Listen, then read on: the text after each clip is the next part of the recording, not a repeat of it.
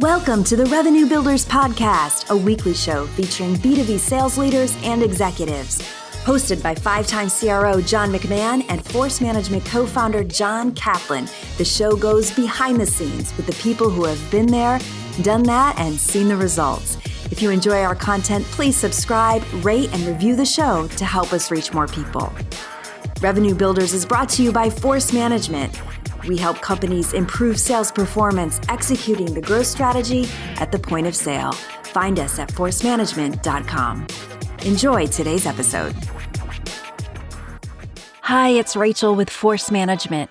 Before we get started with today's Revenue Builders episode, a quick plug. We know a lot of you are planning your SKO and planning for 2026.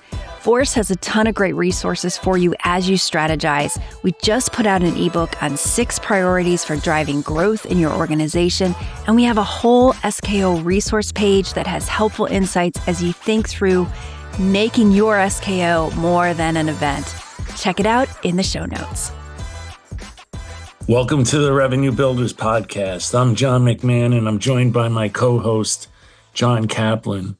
Today, our special guest is Jose Fernandez, who has been the VP of Sales Operations at MongoDB, Segment, Intap, and he's now the co-founder of EasyComp, which helps companies create clear, aligned compensation plans for salespeople. So let's dive into a topic that any salesperson wants to know more about. So, Jose, let's start at the top and start with the basics. What is the main purpose of a sales compensation plan? Yeah, absolutely. So the main purpose of a compensation plan is to drive behavior. We normally say incentives drives behavior.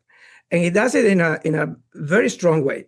If you want to change the behavior of a sales team, you change their comp plan very quickly. I don't know if you guys have been in situations where you need to change go-to-market strategy, or you need to change the behavior of a sales team fast. And what are the levers that you had at that point? I mean, you can train them, you can tell them you need to do it like this, but the compensation plan drives behavior very fast. It is a place where they go to figure out what they're supposed to do. And ahead of this call, John, I reread The Qualified Sales Leader. And I have to admit, I look for, it's on Kindle, so I could search for places where you use the word compensation. Not a lot.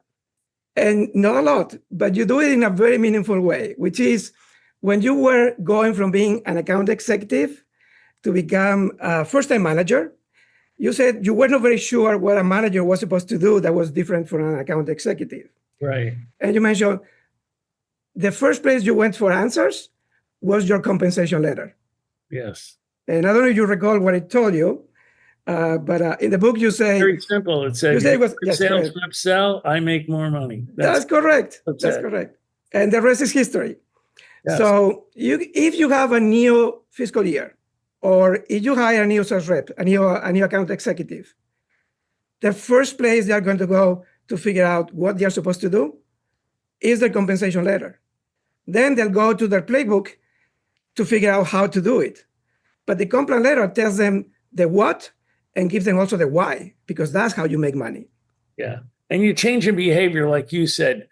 Maybe my sales reps are going out and they're just spending too much time with the install base. So I need a number of new logos as the chief revenue officer. So I'm going to maybe put a gate in the compensation plan that says you have to get, let's say, 4 new logos at $100,000 a piece, or you're not going to go into the high-end commission rates, above plan. So let's say it was 10% below plan, 20% above plan. I put a gate to get new logos.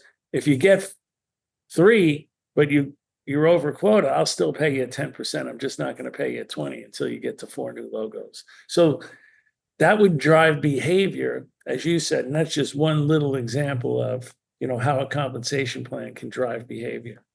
Absolutely. Look, I can give you another example of that. When I joined Intap, the company was not selling multi-year deals. And multi-year deals were an advantage for the company, but the sellers were paid the same amount if they close a 1-year deal or a 3-year deal. So when our CRO came in, he figured out that this was a problem and that we wanted to sell multi-year deals with increased value into year 2 and year 3. So we changed the compensation plan and gave them quota credit on the average value of up to 3 years. Now, when we started the fiscal year, the amount of deals that were multi-year was about 3%, nothing. Within a quarter, it was 25%. Within 2 quarters, it was half of the deals. Awesome. So you can move the behavior extremely fast with the right incentives. Right. And multi-year deals, just for everybody's edification, it's really helpful from the standpoint of sales productivity. If I have all my reps just going out and getting 1-year deals, and let's say John Kaplan's the first time in a territory, year 1, he gets 10 1-year deals. Well, next year, he's got to go get 10 1-year deals, and he's got to go back and renew the other 10. In year 3, he's got to go out and get 10 new deals and renew 20. So he may not be able to get the 10 new deals because he's spending too much time trying to get the renewals and the upsells on the 20. But if Cap would have went out in his first year and got 10 3-year deals, then next year he could just go get 10 3-year deals, and the next year 10 3-year deals. So it really has it's a big deal when it comes to productivity. It was a big deal. It helps secure your revenue for the future. So that's one example of fast change of behavior. Now, I think the next question might be, well, how do I align that behavior with what I want them to do as a company? Yeah. And for that, I think it starts with thinking first about what is my go-to-market strategy. You have to start there. And then the sales plan or the incentives are going to be the catalyst for that strategy. You can write that strategy on paper, but now you have to make sure that those incentives are aligned with the strategy. You can think of a well-designed comp plan as the bridge between that strategy on paper and seller behavior in the field.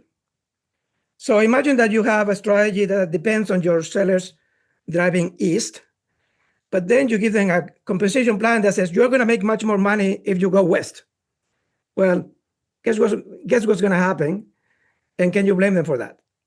So extremely important to start with that strategy, and the strategy is only like 2 or 3 bullet points. You can have a strategy with 20 bullet points, right? Or you end up with a Frankenstein comp plan that then you start getting all these little things that you get paid on, and at the end you don't know what you're doing. So simplicity is key. You're hitting on a number of points here. So I used to do the same thing. So let's say I was going into the new year, and I knew that last year 40% of my dollars came from new accounts and 60% came from existing accounts. And I like that ratio. Then what I'm doing is I'm looking at the average deal size for the 40% of new accounts. And let's say it's 200,000. Mm-hmm. And what I'll do is I'll say, okay, everyone has to, and I look at the number on average sales reps that I'm going to have for the year. Right. I divide that by the number of new logos I need, times it by $200,000, and I see if that hits my new number for new logos. And then I'm going to take that and I'm going to parse that number out, to all the sales reps where you have to get, say, 4 new logos. Now, the second point you hit on, which I've been a big proponent of all the time, is your comp plan should be so simple that the sales reps don't have to write it down. If they have to write it down, or if they hop out of bed in the morning and they think, John wants 10 different things from me, it's never going to work. You want them so that they don't have to write it down, so that when they're sitting in front of a customer or they're thinking about what they're going to do today, they know exactly what you want them to do. Anything more than 3 or 4 things in a comp plan, it gets way too complicated. And like you said, I think you called it a Frankenstein comp plan. Yes, it should be one page. And another thing that is important here that sometimes is misunderstood. I was talking to a CEO of a customer a few weeks ago, and he was telling me, you know what? I care about revenue for the company. So can you help me ensure that my sales team is paid on revenue? And I was like, yes, we can, but probably on future revenue, because your revenue this quarter it's already depending on things that they did in the past. So you have to make sure that the comp plan is aligned with the things that they control. Remember, I mean, Well, it depends, right? So if I'm a consumption company, I can pay people on revenue pretty easily, right? Because they sell a deal and now I want them to work with the customer to burn down those credits to get revenue. right. Subscription company is a little more difficult if it's a $1.2 million deal and by accounting rules, I can only turn 100,000 per month into revenue. So, and there's nothing that a sales rep can do to make that go faster. That's correct. So I think the point here is, look, you have account executives that sometimes put more than half of their income at stake, depending on the results that they deliver. And this is the beauty, is the results that they deliver. It doesn't matter. I mean, it's not enough to be super smart or to work long hours. You still have to deliver those results. So I think for an A player, to be held accountable to results and to be paid on results that maybe you don't feel control on, it's not very motivating. I actually think that's the number one issue with comp plans. The number one lagging indicator when people leave a company or I've talked to people and they'll tell me, well, you know, the comp plan sucked or blah, blah, blah. Overwhelmingly, the feedback that I get overwhelmingly is when it goes south, it does not represent things that I have control over. And that is the number one way to lose sellers. You guys agree with that? I think that. Well, you're telling me, you know, to get paid, I have to go get new logos and I have to sell to my existing accounts. I do that. Then all of a sudden you turn and say, well, you're also responsible for making sure professional services goes right. And you're also responsible to make sure the renewal goes right. Well, wait a second. We have people for that. And why are you not holding those people accountable?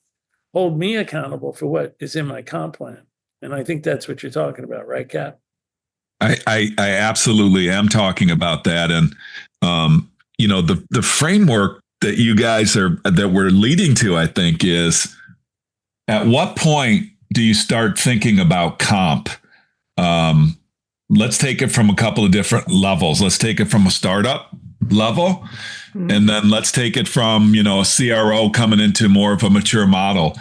Like, at what point do you start thinking about it? And how do you make sure it's aligned? Like, it's not somebody in the finance office that is getting their interpretation of what they want. And it's removed. It's kind of like, I guess, advice to CROs and to VPs of sales on how can they participate in their own rescue here at both levels. So how does it, like, how do you fit it in? Yeah. You want to take a first cut or you want me to take a first cut, Jose? I mean, go ahead if you have your perspective. Cap, let's say it was on a fiscal calendar year. What I would start doing, and this is really important, you don't do these things in a quick half an hour in an afternoon with some people. So what I would do is start to think about, you know, my goals, as Jose said. Then I break that down.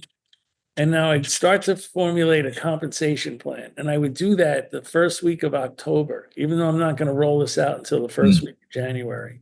Why? Because sales reps sales leaders are very smart. They're going to take the path of least resistance to the highest number of commissions that they can get. So what happens is you think you have a decent comp plan. You pull a sales rep or a sales leader in at the end of the week and you say, tell me what you're going to do when you see this comp plan. And they tell you, well, this is what I'm going to do. And you go, ooh, okay, that's a hole in the comp plan that I didn't. Right. So now you go do it again, you know, and you're also trying to figure out with finance. And this is to your point, Cap, I was always doing it with finance. I wasn't necessarily doing it with the CFO, but I was doing it with a controller or a VP of finance. And every week we get together and do the same exercise until really, no matter who you brought in December, they'd say, I know exactly what you want from me. It's locked tight. I can't see any like shortcut through the compensation plan. Absolutely. And this way you roll it out January 1. If that's your comp plan, or like most people these days are starting February 1. The worst thing you can do is if your year starts February 1 and you're rolling out comp plans like March 15th or April 1st. I'll tell you that 80% of the time. Demotivated sales force, and they're not doing anything because you haven't told them how to behave. So they're sitting there on their hands saying, I have a hypothesis. Shit, until they tell me what to do. And that happens a lot. Yeah, I would say that 80% of the time, if I show up at a sales kickoff, 80% of the time, the comp plans aren't done yet. Stupid. Sales kick. I agree. Now, when I dig into it, Jose, there's some interesting things. Yes. Well, and I actually heard this one time. Well, we delay that a little bit. So, the hiring cycle and the, people leaving companies or whatever, that kind of gets out in the wash. And then by the time we get to sales kickoff, we know that we'll have people for, the first half of the year. I was blown away by that answer. I was like, you got to be kidding me. Yeah. Because that can't be two things have to happen at that kickoff. The first thing's got to happen is people got to get really re-energized on what they're doing, why they're doing it, why does it matter? And the next thing they better know is, how am I going to, what am I going to make to do it? And how am I going to see myself in the future of the company? I think one level below that, Johnny, I want to add to what you said. It's like in the example I gave earlier, where they have to go out and get 4 new logos before they're going to get through the gate to get into the higher commission rates. They want to know that day one. And 100%. Race out to get those, make sure they have a strategy to get those 4 new logos, get it off the plate, and then just keep selling. Yeah. Check the data. How many people churn after SKO? And this is a big thing. Either the vision sucked or the comp plan sucked, but that solidifies that, Jose, what are your thoughts on that? So you guys are bringing so many interesting points here. But I think one of the key ones is, look, these incentives are the fuel for your team also. And you go to this kickoff, you spend so many resources on that kickoff, so much money on that kickoff. You get people super pumped, and then they go back and they don't have what they're supposed to do because that's on the comp plan letter. To me, that's not excusable. Like, how did that happen, and why does it happen so often? So I have my hypothesis of why it happens, but I think it's, honestly, I think it happens because a lot of the technology around it is too clunky, and it takes too long to implement these plans and to get them up and running. That's one of the things that we're working on. And then a lot of times these incentives are run by teams that have their own incentives.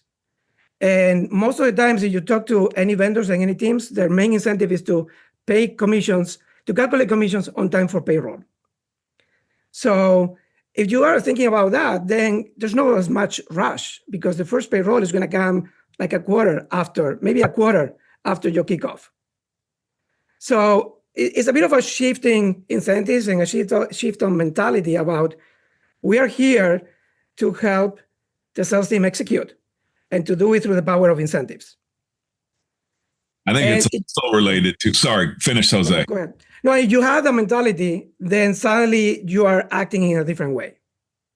I think it's also related to rolling into the kickoff and the plan's not done.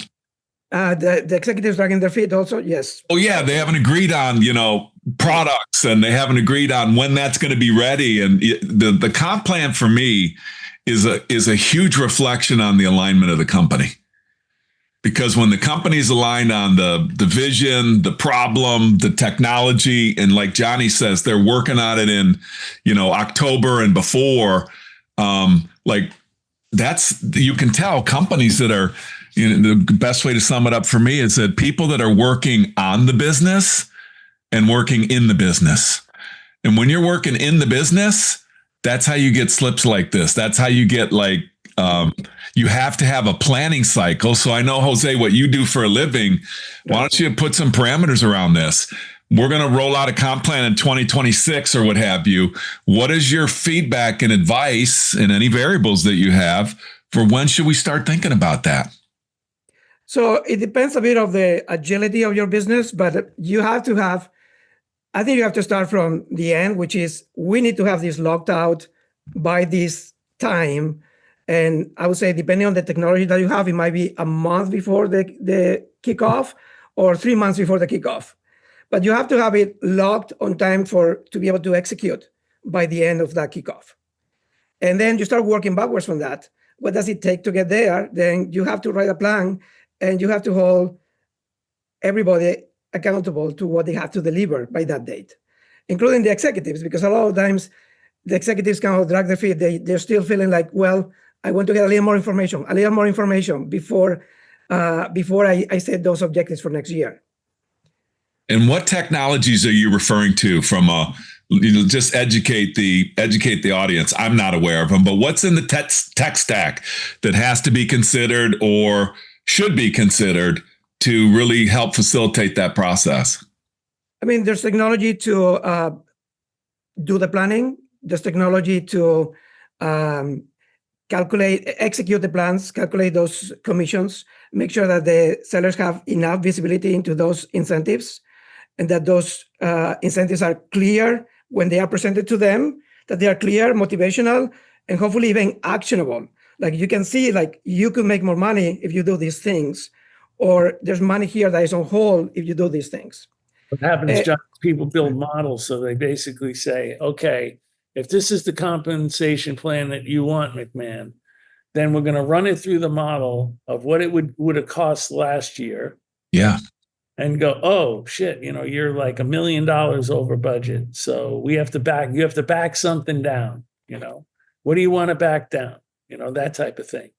Or they run it through, because some of the companies that have been around, like you said, the bigger ones, they basically have these models that they've built over time that can tell them almost exactly based upon the planned performance of what you think you're going to get, like that many new accounts at $200,000, like we talked about before. That's going to cost this much money to the company. Then you got, your upsells, and you got professional services and things like that. And the total bill is going to be this. And really the budget in the plan isn't going to pay for that. So you have to back something down.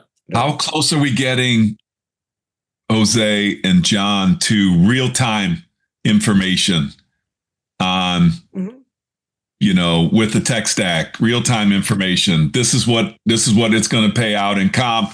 These are some behaviors that we're seeing. We could tweak it this way rather than doing an annual with everything else, right. Utilizing AI and getting insights and that kind of stuff. To give us a reality check. How is that come into play with compensation? Yeah, I mean, the technology, we are building technology to do that as close to real time as possible. So when you close a deal, you already know how much you're going to get paid on that deal, and you get notified. And we think that that's very motivational. Now, we hear also, well, wait a second, I am changing my strategy, but can I change the compliance every week? And would that be demoralizing for the team? Can I just be constantly changing those plans, And there's ways to do it. And sometimes we hear, well, okay, maybe you can do it on a startup, but we are a large company. And how would you do it? How would you do it in a large company? And reality is that there's a lot of flexibility that is possible. And even when I was at Dell, very large company, and the company was aligning around just in time, I was managing sales operations for their call centers.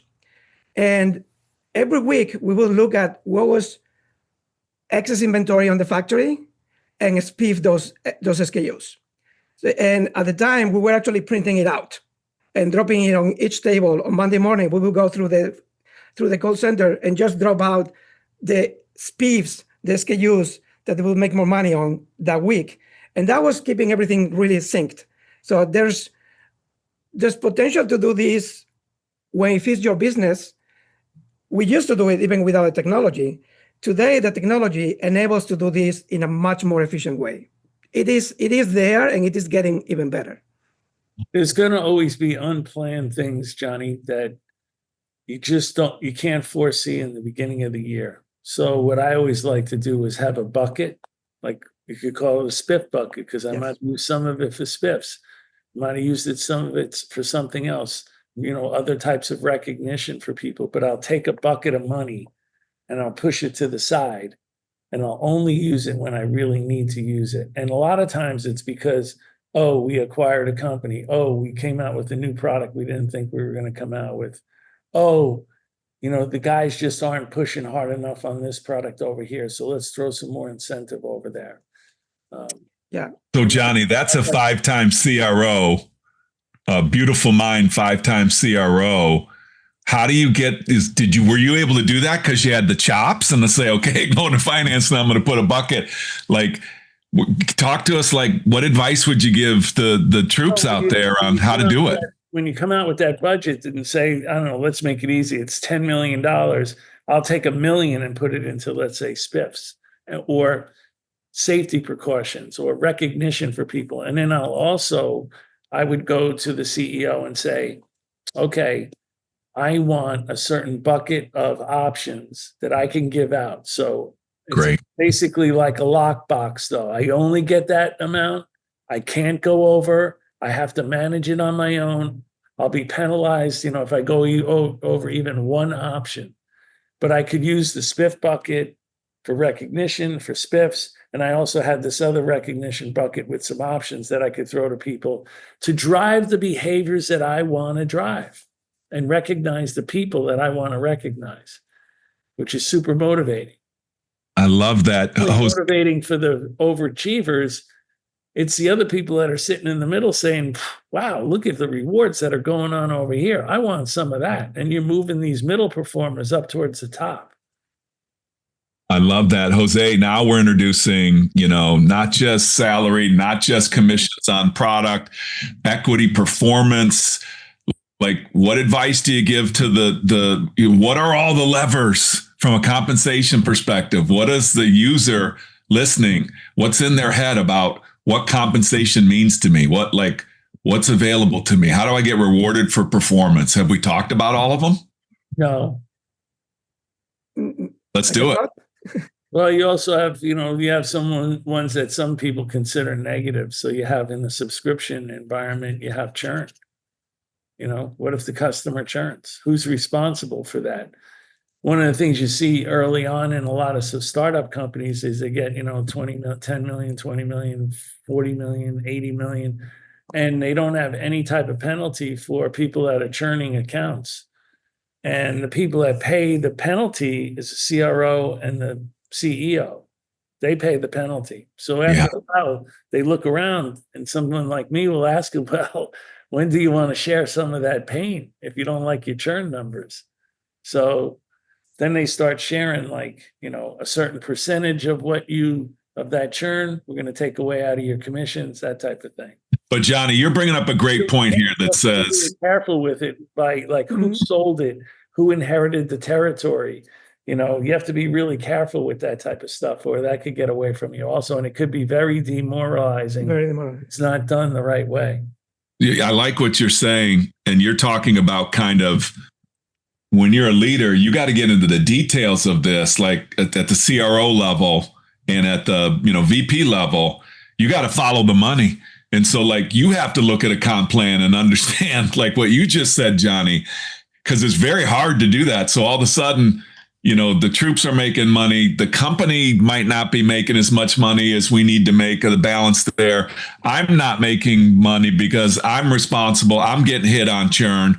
They're not getting hit on churn. And it's not me versus them, but it's you have to dig into the details. This isn't thank you, madam or sir, may I have another? You gotta be involved in the comp plan process. 100%.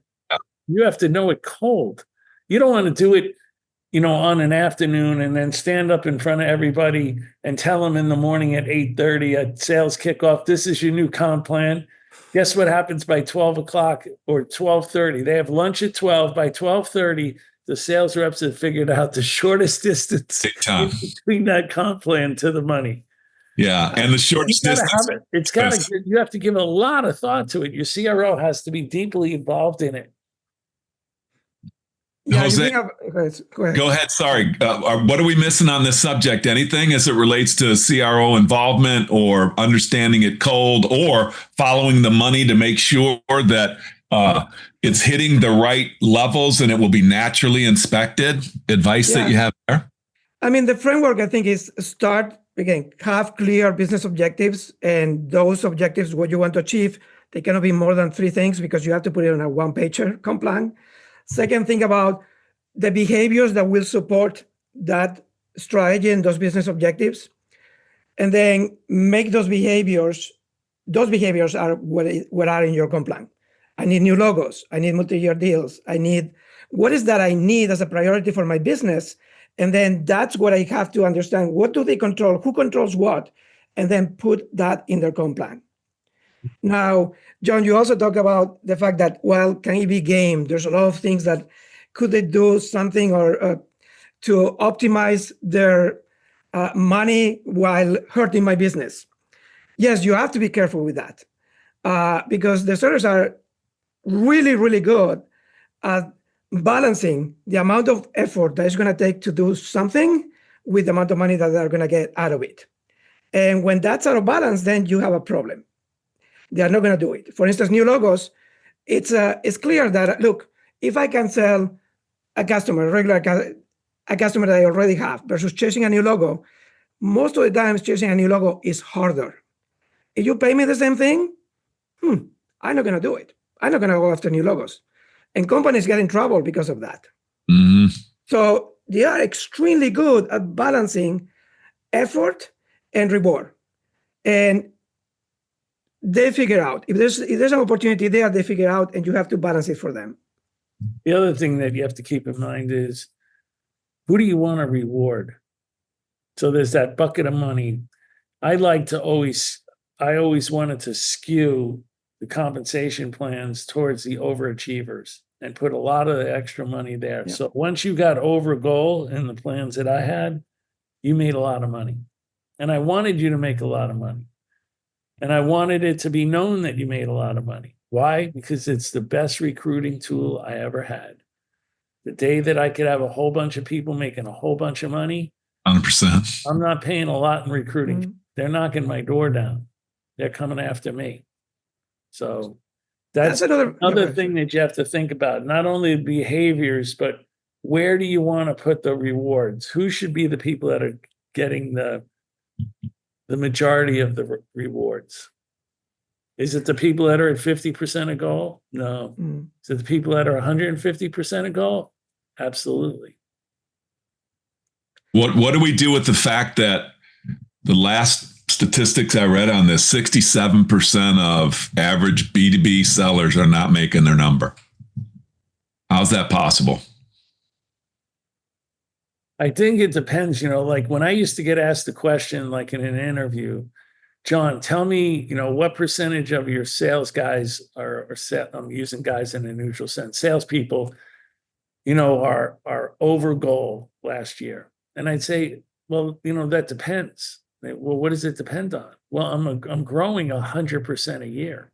So a lot of the people, and there's a 6-month ramp time. So a lot of the people that I have, great point, can't throw all those people in the bucket. Now, if you want to ask me how many people made goal that were here more than a year, that's probably 75%. Now, I don't know how they calculated that 67% number, but if you calculated that number in a fast growing company that's doubling every year, probably of all the reps, maybe 50% are making the number because you got half the sales force is ramping. Yeah. Half are ramped and half are probably ramping. It depends upon what point in the year you ask that question. You brought an interesting point there, John, of the A players. They're supposed to make a lot of money. Sometimes there's a windfall, and sometimes that creates problems. Like the company is like, why do we have to pay so much money to somebody for a deal?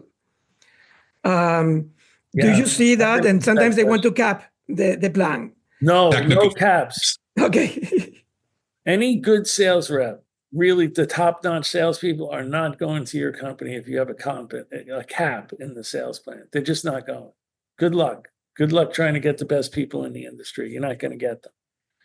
Right. Now, here's what used to happen a lot at the end of the year, fiscal year, board meeting, going around the numbers. Let's get to commission expense. Oh my God, look at the commission expense of McMahon Salesforce. Oh my God. Goes on for like 5 minutes. And I would just sit there. And finally, someone would get the brains and go, oh, you know what? I wish all my companies had this problem. Yeah. Because we blew the numbers out, right? So, yeah, there is a balance. You don't want to blow the budget out, but you also want to, I think there's huge benefits to making sure that you have a number of people that are making a bunch of money because of recruiting, and because you're gonna blow the number out too. It's like Jose said, it's with balance. You have to be smart about it. So in my experience, we do see companies that try to put caps. I normally say caps are evil. Don't. However, one of the concerns is, what if there's a bluebird or somebody just happens to close a massive account in their territory, but they didn't really do the work? Slippery slope. And basically now we're paying tons of money to somebody that didn't add that much value. Okay, but somebody was there before them, right? So if Cap was there and in the territory, he got promoted, you came in, and then you did the deal. You guys, I mean, I would make it so that Cap has a hold on, not a lot, but 2 or 3 deals in his territory that he thinks are going to close. I want you, as the new person, Jose, to support that account. I don't want you to get 0, but I want Cap to get paid for basically selling the deal. So I pay Cap half and I pay you half, or some sort of percentage, so that Cap gets rewarded. You got a bluebird, you're going to get paid, but I want you to support that account, because if you don't get paid anything, you're not going to support the account. Johnny, you're talking about growth, and that's where everything you went into grew. I love it. What Jose is the path that I wanted to go down to Jose on this one is, man, I find it with technical founders, and they just don't have experience with sales and sales compensation. And so let me just, instead of making a statement, let me go to the expert here, Jose. What are some of the things that you wind up doing to help technical founders? Because I've heard this, and it happens a lot. Hey, we're paying that person too much money. And you got a comp letter, you got a comp plan, and then all of a sudden somebody arbitrarily says, hey, we're going to change the comp plan because we don't want to pay people that much money. That's a very difficult thing to do. Talk about, ruining the locker room. That's one of the first things that you'll do. So you really got to get it right up front. How do you coach technical founders that don't have that much go-to-market experience? They're great on the technical side.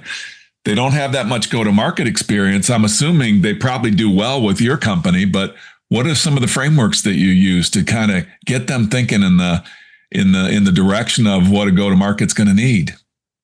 Yeah, I mean, the first one is, if somebody closes a really big deal, it's a time to celebrate, not a time to be worried or to be upset.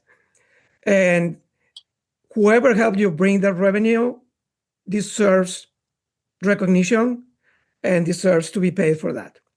Now, they still have concerns. Well, what if I, the founder, closed the deal, did all the work, but then they came in, and because it was their territory, now I have to pay them rent. Big time. So, and we see what is normally done is that the company leaders, sometimes they don't have a hard cap, but they say, if you make more than 400% of your variable incentive, it is subject to review. It doesn't mean that we are not going to pay it, but it's subject to review. So if you have any questions about this, make sure that we clarify that in advance. And I think that's very important, because there's nothing worse than then once I close the deal, now you tell me that I'm not going to get paid. So if I suspect, look, I have a really big deal, you are asking me to work on this, can we agree that I will be paid a full commission on this deal when it closes for whatever amount? Make sure that we have that on paper, and that's an agreement that we have. Or we're going to split it with the previous person, or you are the CEO, you're going to close it, so fine, I'll take half commission on this deal. But agree that in advance. Johnny? I hate it. I've seen this movie so many freaking times, right? Yeah. The sales rep spent 8 months working on the deal. The CEO comes in the last meeting with the other executives, The sales rep has the meeting so well choreographed. This is what the champion's going to say. This is what I'm going to say. This is the cost justification. This is the proposal. This is the business impact. And now, Mr. CEO, you have to basically give the vision pitch and answer any other business questions that they're going to have, right? They come out of that meeting saying, I closed that deal. Like, I did the deal, No, you didn't. The sales rep is so good. You have no idea how well choreographed that thing was. They've been calling on it for 8 months. Do you want to pick up the phone, Mr. CEO, and make 50 cold calls and get into one account? If you want to do that, and then you want to work that account for 8 months, okay, then you should get paid, not the rep. But if you want reps to pick the phone up, make 50 phone calls to get one meeting, and then work it for 8 months and choreograph the room so well that there's no real major objections while you're there as a CEO because you want to say you sold the deal. No, dude, I don't dig that. And I see that sometimes. It's upsetting. It's almost ignorant as to the fact that they think, what did they think that sales rep did for 8 months? Yeah, and there's a flip side to this too. I love this conversation because it's expectation setting. And I mean, force management, my company exists to try to help get out of the minds of the technical founders into scalable, repeatable processes and differentiation. So it doesn't require a CEO to have to be involved at every level. And the flip side of it, what I've counseled technical founders specifically on is like, you have your opportunity here to, when you see that it's going the way that it's going, and if you're being more involved than you'd like to be, mostly the reality is they want to insert themselves because they know they got to go before the board and they're trying to get involved to try to get visibility. And sometimes that can be at a detriment. But Johnny, one of the greatest things that I've ever seen is $1 million commission check in your regime being presented to a dear friend of ours. 30 years ago, dude. What was it? That's like 25 years ago. That would be worth like $3 million right now. So $1 million commission check 30 years ago, 25 years ago. And what I loved about what was said by the leadership before he handed over that check, turned to the rest of the organization, room full of people, and said, for the life of me, I don't know why we don't hand more of these out. And I got to tell you, that's incentive. That gets out to the field. That gets out to recruits. You don't know. I mean, we use that back in the day for recruiting. I mean, it's just amazing. But like you said, Jose, it's a celebration. Now, once the train's down the path, I don't believe you have a choice but to make it a good story and to go and identify the behaviors that lead to that rather than trying to cap things and rather than try to claw back, unless it's something obviously egregious. Now, let me give you an example. In order to move forward one time, I had a rep calling on Bank of America. And in order for me to move forward, I could not come up with an agreed upon quota. I knew what was going to go on in Bank of America. This person had all the reasons why it wasn't going to go on. And I this rep, like this was a really, really good rep. And he's obviously very, very close to the situation. Here's what I did. I said, okay, we're going to go in with the comp plan looking like this at this quota. And mostly it was a quota thing for me. And what I agreed to do is that if it starts to go at a certain point the way I think it's going to go, because I don't want to penalize you if I say I think it's going to go this way and you don't get. So I said, we're going to go your way and we are going to reserve the right to reevaluate this on the quota on the back half. And it worked out great. The guy blew his number out. And when I came to him at the end of the second quarter and said, hey, by the way, it's going the way, and I didn't wait till the second quarter. I celebrated with him on the first two, but it was a good, and this person was smart. They were a business person. They're like, they don't want to do anything that's going to make them, look foolish to the rest of the company. I don't want to do anything that's going to make me look foolish. And I think just having a business conversation with somebody at those levels is really powerful. But those are kind of few and far between. If you feel like you're doing that with the masses of a company, then you got a problem. If you're doing it with, a certain percentage of reps, because there are some questions, is the product going to be ready? Is this or that? I think that's where you can get into a great conversation. But if you build a comp plan based upon that, I think you're in trouble. You guys agree with that? Yeah, absolutely. Jose, I've been dying to ask you this question. How close are we? And this seems kind of crazy now. It wasn't software, it was hardware for me back in the day. So maybe it was just easier in hardware. But I remember when I was at Xerox and I had a configurator, and I could go and I can configure my deal. I can configure my deal. I could configure the services. I could configure and it was all weighted correctly. They had the right tech stack in there, and I could create a deal that I didn't have to go to anybody to get approved. And it would basically balance, the company needs and my needs in a very simple way by the time it got to me. And I'd go out and sell, being able to right on the spot, being able to configure things that I could totally, maximize my comp plan. And there were things built in to see if I was gaming it or anything. But how close are we to that? You're referring to CPQ software. There's plenty of them that exist. Yeah. I mean, but how close are we to like mainstream now? Why can't we configure with real-time information? Why can't we configure to, hey, here's what I can do in a deal. Here's how much services, there's boundaries built in, and I can go out and quote a deal, versus I can't get an answer back to a company. And that's a kiss of death when the company that you're selling to, they're like, it takes you 2 weeks to come back and tell them how much it's going to cost. That's a bad problem. Yeah. So there is technology to do that. I mean, you have to put it together and you have to assemble it. But as John said, this CPQ, there's plenty of providers that do that. For us, from the perspective of incentives, I guess one of the questions that come up is like, can I know how much I will get paid on this deal before I close it? And that's a question that we get from AEs all the time.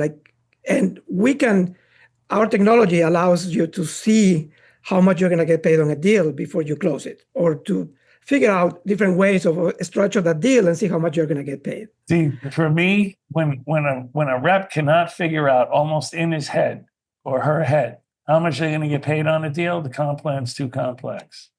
I want them sitting in front of the customer and knowing exactly which way to drive the deal, right? Drive pricing. Am I incenting them more on professional services? Am I more on 3-year deals? Is it to just get the first big new logo? Which way am I incenting them? I don't want them to sit there and have to get a freaking calculator or a CPQ thing out. I don't need that. I need them to know on the moment when the customer asks the question, which way I want to drive this deal. Right. You'll be surprised, however. It's so complex. The people should not be trying to break out their calculator to figure out how much money they're going to make on a deal. It's stupid. Too complex. Truth be told, like full transparency, I loved it and I crushed the comp plan. But it wasn't that complex. Of course, it was hardware back then, so it wasn't software. So I understand the nuances. Do these still hold true in today with consumption and, certainly SaaS models and subscription and consumption? Are there any nuances we haven't talked about with these principles that are any gotchas? Yeah. So I mean, when you talk about consumption now, and John, you mentioned that before, this is it presents its own challenges with respect to compensation. And remember, in consumption, you are trying to get that customer to use more of your product, to engage and get and spend money on your product. And I think one of the key gotchas that we see is that when companies transition from a licensing model, from a SaaS licensing model to a consumption model, they take a bit too much inspiration from the old model. Instead of thinking, what are the advantages that this new model brings to us? And how do we how do we develop a go-to-market strategy and the compliance that amplify those advantages? And taking an example from a different industry, I was at Google for a while, and I was managing their BDR team for Google Ads. And Google Ads is one of the most successful consumption models in the history of business. And they figured out that the three key advantages of a consumption model are: one, that reduces the barriers to entry for a customer. You can get a new customer without asking them for a huge upfront commitment. Number two, that as much as you want that customer to continue spending and growing, the spend of a customer is directly proportional to the value that they get out of your product and your ability to communicate that value back to the customer. They need to get the value, and they need to understand that they're getting that value. And number three, and maybe a little more controversial, is that if you have an amazing product, some of that consumption and some of that growth is going to be product-led, meaning it's going to happen regardless of what the sales team does. So now they build a go-to-market strategy and compensation around those three pillars. So for instance, I was part of the new business sales team that was in charge of bringing new advertisers. And when you got a new advertiser, you got paid for the first 3 months of that spend. It has to be net new, somebody that hadn't spent with Google before. And here's the catch. Because we had to reduce the barriers to entry, the customer didn't need to agree to spend money. They just had to sign a paper that said, I will start an advertising campaign by this date. And right when they signed that paper, they were transferred to a second team. That was the onboarding team. And that onboarding team was in charge of that second principle, which was making sure that the customer was set for success and that they understood that value. So they were paid on points for helping the customer set up Google Analytics, helping the customer run a first really successful campaign, and helping the customer understand the ROI that they were getting from the product. Once that happened, they graduated to an account management team. And now it's strict because forecasting in a consumption model is an analytical exercise. It's not fair to ask an account executive to forecast a number if it is an analytical exercise. So we have the models, and today there's even better models that would predict where a customer was going to land every quarter based on their trajectory, basically if they didn't have an account manager. And the account managers were paid from $1 on that, but then if they changed the trajectory, then they got paid big time. They got big dollars for that. So that was a good alignment of that strategy. And you might say, look, do you have a first team here, like the team that brought the new logos? And they got paid on the first 3 months of spend, but they didn't control it. So isn't that a problem? And that team was in charge of getting advertisers through the door that were a really good fit and that will be getting a lot of value from the product and hopefully with the means to spend. To give you an example, we had, and talking about the big payouts, the typical quota for an account executive was about $400,000 per quarter. And I still remember one of them brought e-commerce player at the time, unknown, but they got a lot of funding and they were trying to make a big splash in the business. That advertiser spent in the first 3 months $15 million. So that was a huge paycheck for that account executive. If you manage to get the right customer through the door, you can make a lot of money. Johnny, you've been through with some of the greatest. I mean, you've been through it with open source people. You've been through it with disruptors. Talk to the audience, the salespeople. Is there anything with like this consumption, and what should we be thinking about as it goes in like skill sets? What's compensation? What behaviors could potentially change or the same with consumption? Because I get a lot of questions from sellers about that. Like, what's going to happen? Well, let's back up all the way to the beginning. When you and I first sold, we sold perpetual licenses. Yep. I mean, when the customer bought the license, that's it. They owned it, right? And, that had some benefits from a customer support standpoint. If the customer bought everything that they needed, you almost could just go off to the next customer. And it was really a problem for customer support. It wasn't a problem for the sales rep so much. Yeah. I mean, you wanted to make sure let's be clear, you wanted to keep your reputation in the territory, so you still called on the customer. But for the most part, it was a customer support problem. When you got to subscription, now if it was an annual subscription, you had maybe 6 to 7 months to start to fix that customer's problems, or that customer's going to churn and you got a problem. You're going to pay the penalty for churn. Now, with consumption, that customer could be using that product for a week. And if they're not happy, they turn it off. It's like a light switch, and they go to another company. So when salespeople are selling deals, a lot of times they'll do no different than we've always done when you sell. Do a real consultative sell a $1.2 million deal. But now the compensation plans are holding you responsible for burning those credits down. So they get a booking for 1.2 million, but they have to consume. So now the sales reps are on the hook to make sure that customer is burning the $1.2 million down, right?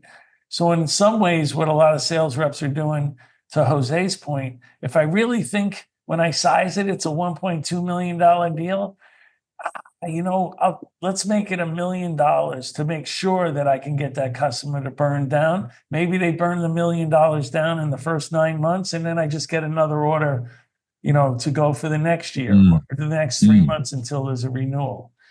Now, he also talked about PLG. So PLG, maybe the customer came across and they buy off their credit card for $500, and then they start to use the product over time, and they're consuming, and I might get credit for that, especially if it was never touched by sales. But sometimes it comes in through PLG, and then it's sold actually by the sales rep because of maybe the size of the account. Now what happens there is sales rep sells the deal. So to Jose's point, he wants to get it in for a minimum amount, just get the customer to use it. So I tell the customer, just give me a credit card for $1,000. They give me $1,000. They burn $1,000 in month 1. They like it. $2,000 in month 2, $3,000 in month 3, $4,000 in month 4. I say to my company, well, now pay me based upon my quota. That's obviously a customer that's not going to churn. The company's saying, well, wait a second, how are we going to do this? So sometimes they'll prorate it and say, based upon the fact that they're at 4,000 after, let's call it 3 months, I'll multiply it by 4 and I'll give you $16,000 credit for that. Now, if they churn, I'm going to come back and claw a bunch of that back, right? So this is where consumption can get really like hairy for salespeople, because I want to get in, I want to get the new logo, and I got to, get that customer. Maybe I get them for 1,000 because I know I can get them up towards 10 or 12,000 by the end of the year. And then now they're burning 12,000 a month. Now I can talk them into a big deal and say, look, you're burning 12,000 a month. That's 144,000. Why don't you give me a 3-year deal for like $500,000, right? And they can turn that deal into a much bigger deal. But for companies and for sales reps, the sales reps are putting themselves out there, really supporting the account in addition to selling it.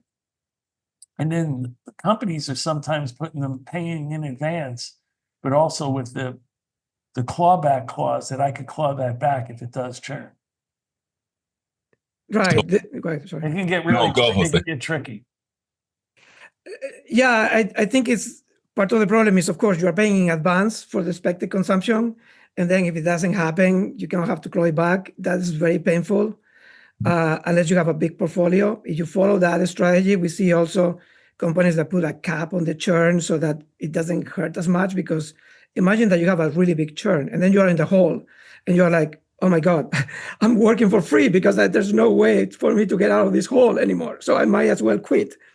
So that creates a lot of problems. And I think part of what I was trying to communicate there is that think about the advantages of that model. Think about who is best suited to act on that And it doesn't have to be just the account executive team. Sometimes it might be the CSM team, or it might be an account management team.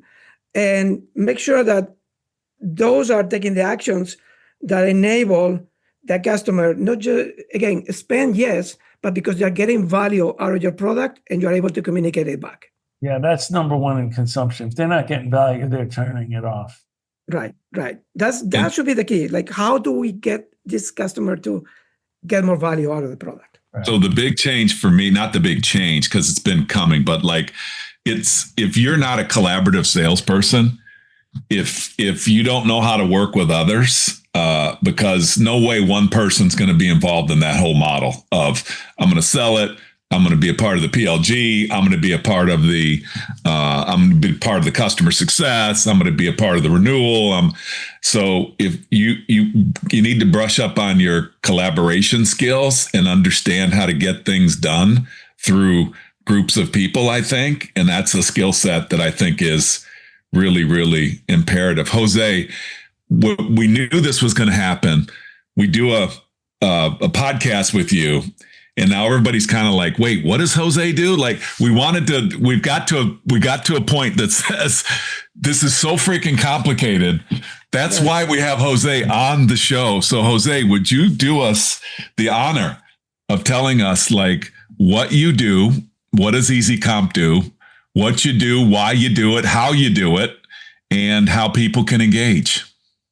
Yeah, so we are a technology company that is focused on helping the CRO and the CFO hit their number by leveraging smarter incentives and flawless execution on those incentives. And that puts us, there's a lot of companies in the space, and traditionally they all are focused on delivering or calculating commissions on time for payroll. We see our mission statement as we are helping hit the number. We are helping increase sales productivity through the use of incentives. And the way we think about it is that, A, your incentives have to be presented to the sales team in a way that is clear, motivational, and to some extent actionable. Like if you expect me to do something because of these incentives, it should be very clear to me what is that I'm supposed to do.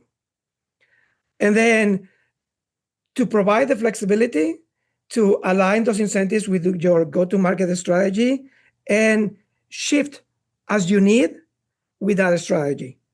Either because you're changing your comp plans, or as John said, which I think is an amazing best practice, allocate some of your budget for spiffs or for incentives that you're gonna put together during the year as your business priorities change.